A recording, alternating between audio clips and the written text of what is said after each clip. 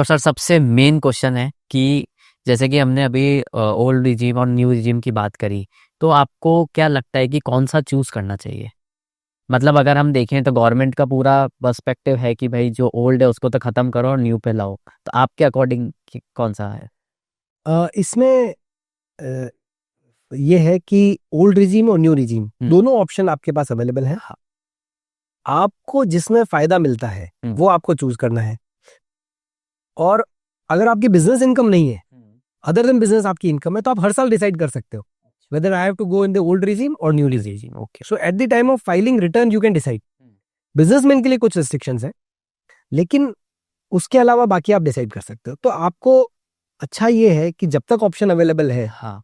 कि आप चूज कर सकते हो, तो आप हर साल देख लो कि आपको किस में फायदा है, क्योंकि कुछ एग्जेम्पशंस, कुछ डिडक्शंस ऐसे हैं जो आपको केवल ओल्ड रिजीम में ही मिलते हैं। अच्छा। फॉर एग्जाम्पल, आपका लाइफ इंश्योरेंस आपने पे किया, हाँ।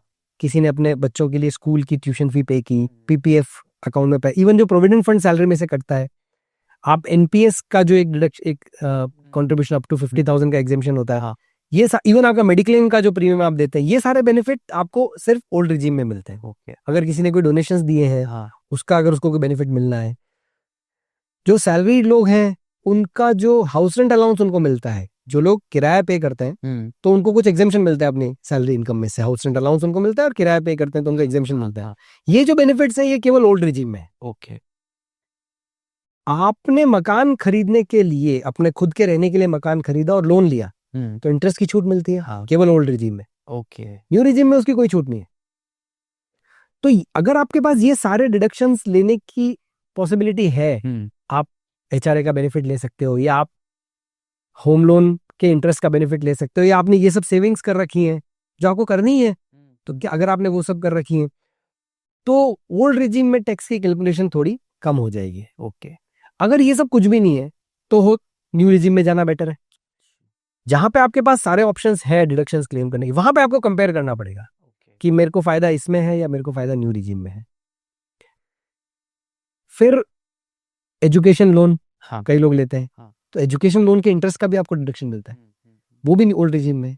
तो considering that all these exemptions, if your tax is lower in old regime, तो आपको ओल्ड रिजीम में जाना चाहिए।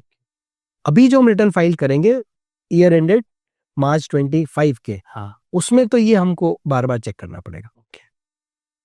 जो छोटे इनकम ग्रुप वाले लोग हैं उनके लिए अगले साल एक बड़ा चेंज आ जाएगा कि न्यू रिजीम में 12 लाख तक तो कोई टैक्स ही नहीं है। हाँ। तो आपके पास सेविंग्स हो नहीं हो कुछ भी, लेकिन अगर 12 लाख तक आपकी इनकम आ रही है, तो आपको कोई टैक्स देने की जरूरत ही नहीं है। ओल्ड रिजीम में कुछ तो टैक्स आएगा ही आएगा। हाँ। ये सब एग्जेम्पशन क्लेम करके, क्योंकि उसमें 6-7 लाख तक की है, तो उसमें 5 लाख के ऊपर टैक्स है। हाँ। तो कुछ टैक्स तो बनेगा। ओके। तो जनरली स्पीकिंग आपको फायदा अगले साल जो मार्च 26 में जो ईयर एंड होगा, वहां पे छोटे इनकम, कम इनकम ग्रुप जो है उसमें तो न्यू रिजीम में ही फायदा होने वाला है 12 लाख तक। तो 12 लाख के ऊपर है तो we have to discuss case to case, वो अपने को दोनों में कंपेयर करके देखना पड़ेगा।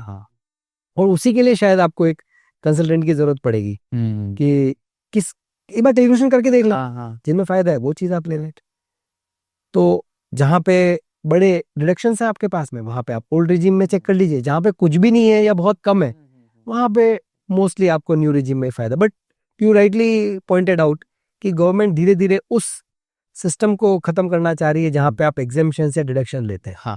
गवर्नमेंट को लगता है कि उनमें कैलकुलेशंस के बहुत ज्यादा है, चेकिंग करना अपने आप में कॉस्ट है। राइट। पूरे इंडिया में इतने रिटर्न्स फाइल होते हैं, सबका ये चेक करना कि किस किस ने लाइफ इंश्योरेंस में कितना पैसा जमा कराया, या किस किस ने प्रोविडेंट फंड में कितना पैसा डिडक्ट किया, वो चेक करना पॉसिबल ही नहीं है। राइट। तो आपको बस भरोसा करना पड़ता है कि वो कह रहा है तो सही बोल रहा होगा। बहुत कम केसेस में आप उसको चेक कर सकते हो, क्योंकि चेक करने की कॉस्ट है ना, तो गवर्नमेंट कर नहीं सकती। तो उनका लॉजिक क्या है कि अपने को इस झंझट में पड़ना ही नहीं, अपना टैक्स की रेट कम कर दो। You do away with all the benefits, all the exemptions, and we reduce the tax rates. ये गवर्नमेंट ने पहले कंपनीज ने किया। अच्छा। ये गवर्नमेंट ने पहले दूसरे असेसीज के लिए किया है कि जहां पे उन्होंने कहा कि अगर आप ये बेनिफिट नहीं लेते हो कुछ कुछ तरह के, तो हम आपको टैक्स की रेट ही कम कर देते हैं। ओके। तो उन्होंने देखा कि ज्यादातर लोग नए वाले सिस्टम में चले गए। पर क्योंकि वो कंपनीज के लिए था इसलिए मीडिया में उतना नहीं आया। राइट। उसके बाद में उन्होंने एक अल्टरनेटिव रिजीम प्रपोज करी, कोऑपरेटिव सोसाइटीज के लिए भी करी उन्होंने, कि आप डिडक्शन मत लो, हम आपको ये बेनिफिट दे देते हैं। तो वो भी एक पार्ट हो गया। फिर गवर्नमेंट इसको लेके आई बाकी एसएससीज के लिए, that we reduce the tax rate, we do away with the exemption. आपको जिधर फायदा है वो ले लो, ऐसा भी नहीं गवर्नमेंट आपको फोर्स कर रही है, आपको जिधर फायदा है उधर आप चूज कर लो वैसा। So that is the new regime कि जहाँ पे टैक्स की रेट कम है, अपने को कैलकुलेशन करके देख लेंगे, जिधर फायदा मिलेगा वो चीज ले लेंगे अपन। गवर्नमेंट तो अलाउ कर ही रही है आपको हर साल चेंज करना। So that is how you decide between old and new.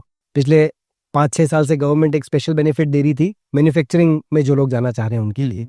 सो अगर आप एक नया मैन्युफैक्चरिंग प्लांट सेटअप कर रहे हो, तो अगर आप एक नॉर्मल बिजनेस के जैसे उसको सेटअप करते हो तो आपको कोई इनकम टैक्स में कोई विशेष बेनिफिट नहीं था।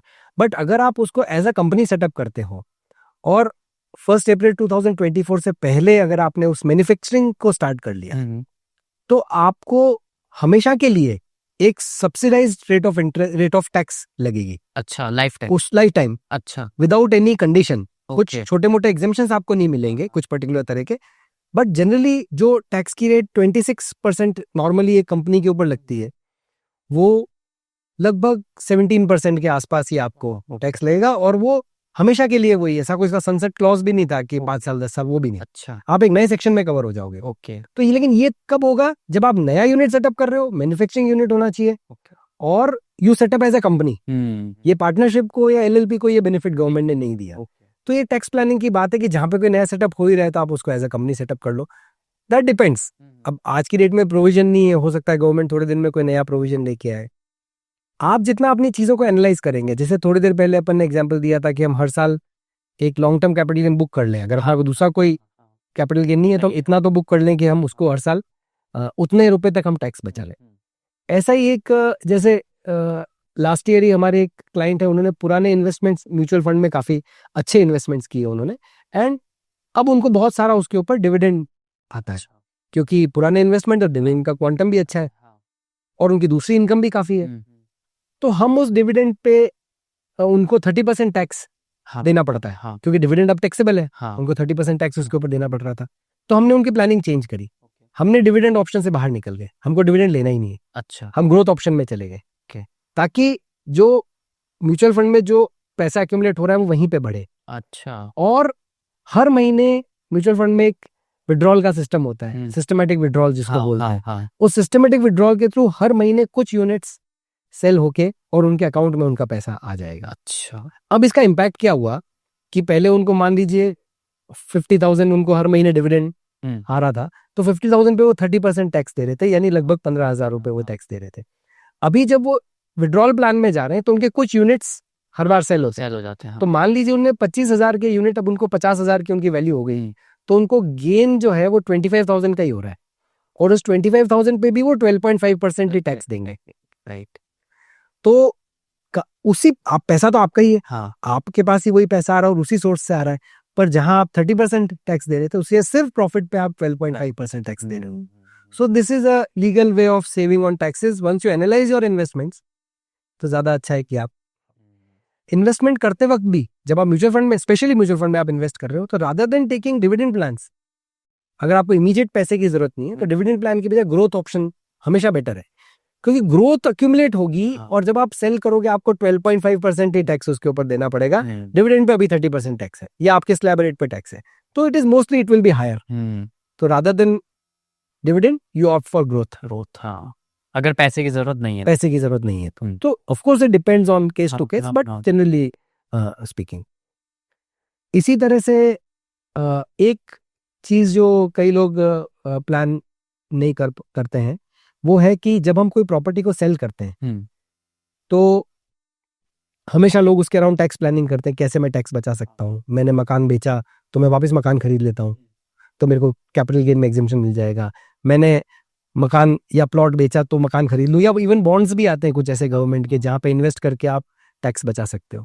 तो जब हम प्रॉपर्टी सेल करते हैं तो हर जना टैक्स प्लान करते हैं, लेकिन प्रॉपर्टी खरीदते वक्त कई बार टैक्स प्लानिंग स्किप हो जाती है। कैसे कि लॉ, अगर मैं इसको एक सिंपल लैंग्वेज में एक्सप्लेन करूं तो अगर आज मैंने कोई प्रॉपर्टी खरीदी है मेरे अपने सोर्सेज से, मैंने लोन लेके या मेरे खुद के सोर्सेज से, कैसे भी मैंने कोई हाउस प्रॉपर्टी मैंने खरीदी है, कोई मकान फ्लैट मैंने खरीदा है, तो उसके अगले 1 साल तक मैं कोई भी capital gain long term generate करता हूँ तो that I can claim as an exemption for buying this house. Okay. उसके पीछे क्या रीजन है कि लॉ क्या बोलता है कि आपको कोई भी कैपिटल गेन हुआ लॉन्ग टर्म, हाँ। और उसके 2 साल बाद या 1 साल पहले आपने प्रॉपर्टी खरीदी है, हाउस प्रॉपर्टी, तो आपको एग्जेम्पशन मिलेगा। अब ये चीज स्किप हो जाती है, क्योंकि जब आपने प्रॉपर्टी बेची तब तो आपके दिमाग में ध्यान रहता है कि मुझे टैक्स हाँ, प्लानिंग करनी, खरीदते वक्त याद नहीं रहता, तो आप उससे रिलेट ही नहीं करते हो। हाँ।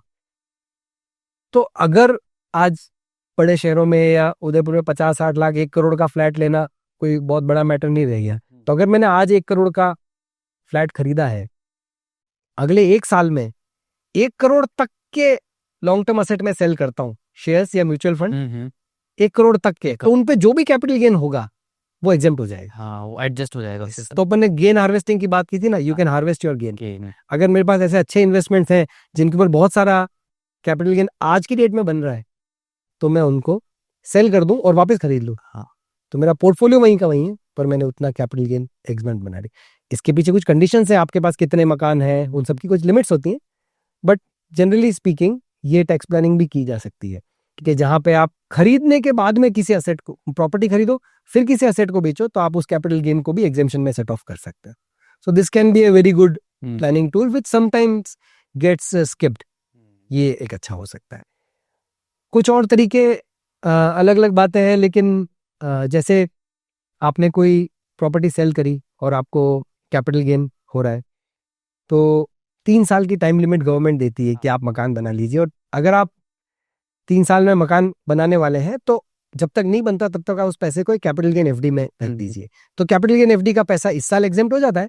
3 साल में अगर आपने मकान नहीं बनाया तो फिर तीसरे साल में जाके उसके ऊपर आपको टैक्स देना पड़ जाएगा। टैक्स की रेट आज भी वही लगनी है, तब भी वही लगनी है, लेकिन 3 साल बाद आप।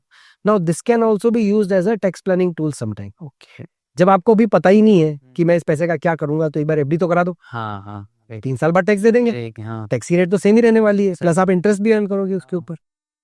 अभी टैक्स की रेट हो गई है 12.5%, और इंटरेस्ट अपने को मिलता है 7 से 7.5% के बीच में एफडी के ऊपर। तो 3 साल में आप 21-22% इंटरेस्ट अर्न करोगे, राइट? तो इंटरेस्ट में से ही आपका टैक्स का पेमेंट कुछ हद तक हो जाएगा।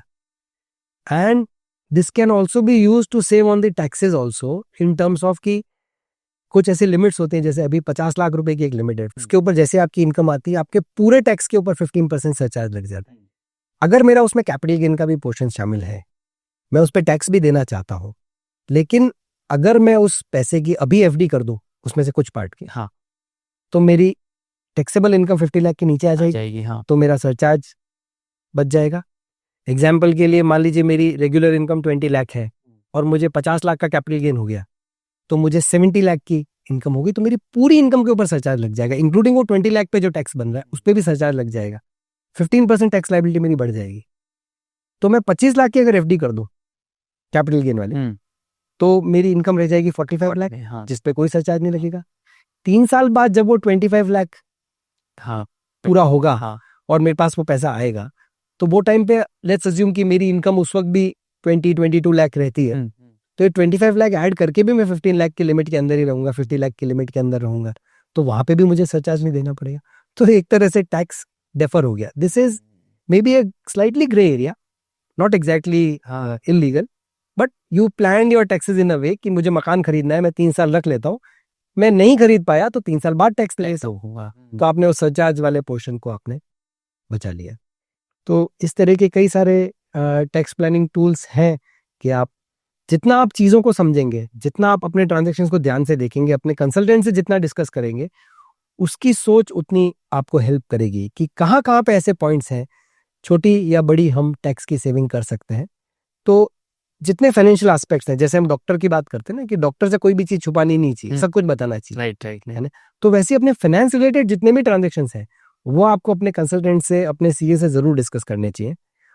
उनका टाइम का बेनिफिट आपको तभी मिलेगा जब आप हर चीज़ उनसे डिस्कस करेंगे। ट्रांजैक्शन करने के बाद नहीं, ट्रांजैक्शन करने से पहले भी डिस्कस करेंगे, तो आपको हमेशा वो चीज़ ज़्यादा फायदा देगी, because you will be more compliant, more tax efficient, and you will always be able to plan it better.